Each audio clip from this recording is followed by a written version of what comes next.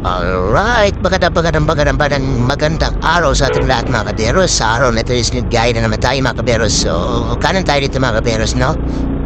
Ingat sa ating lahat mga kaberos. Medyo madudas at basa ang kalsada sa ating dinaraanan sa araw na ito. So ito mga kaberos, sure ka tayo dito, no? Itong area na ito, wala talaga nakakadaan dito na 4 wheels.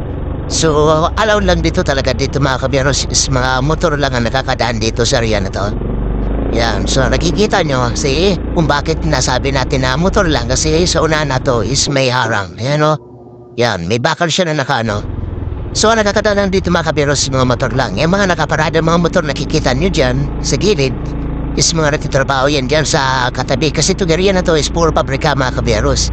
So wala na kada na mga 4 wheels, pira na lang sa mga trader, mga truck. Kasi puro pabrika dito kaliwat kanan. Yan. So dito mga kaberos, kakanan tayo. Ayan, merong checkpoint, no? Nagkandak sila ng checkpoint. Walang nakalagay na signage. So, di ko alam kung tama ito mga kaberos, apat na personnel lang sila dyan, no? Puro nakamotor lang, no? Ayan. Nagkakandak sila ng checkpoint.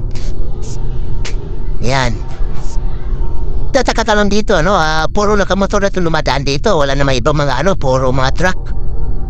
So, di ko alam. Madalas silang ganyan, no? Minsan sa kabilang side sila puro motor lang talaga yung nila dyan. Hindi ko alam kung tama o mali kung anong Pero pansinin yung mga kaberos yung isa sa mga motor na ginagamit ng pulis, Yan, walang side, walang plate number, no? Yan. Magpapatupad ng batas pero isa rin sa mga gumagawa ng mga So, hindi ko naman nila lahat, Yan. Yung isa, tama ang busy sa cellphone, Mga style lang talaga, Yan, yan. Ay, nako. Hindi ko alam kung anong driving discrimination talaga, mga kaberos, Motor na talaga yung dyan. Nakakapagta ka lang diyan, yung mga motor na yan. Dumadaan dyan, yan, tulad yan, nakikita niyo, mga nagtatrabaho yan dyan sa area na yan. Sa mga, kasi yung kabilaan niya, puro pagtuloy talaga yan. Yan. Dinadaanan natin. Motor lang nakakadaan dyan, walang 4 wheels. May 4 wheels man, yung mga malalaking truck.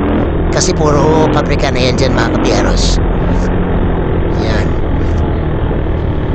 Ang madalas yan sila dyan, nag-checkpoint ng ganun, no? Di ko alam kung legit pa yung mga ginagawa nila.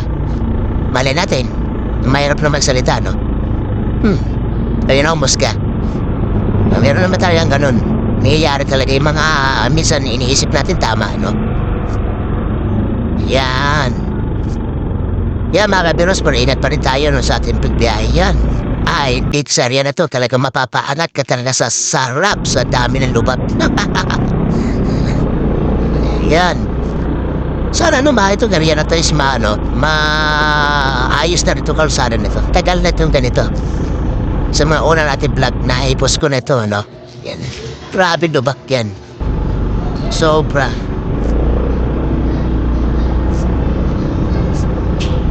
Yan, grabe lubak. Kaya mga kabiyaros, talagang mapapaangat ka talaga sa sakit. Pag di ka mag-ingat talaga dyan. Yan mga kabiyaros.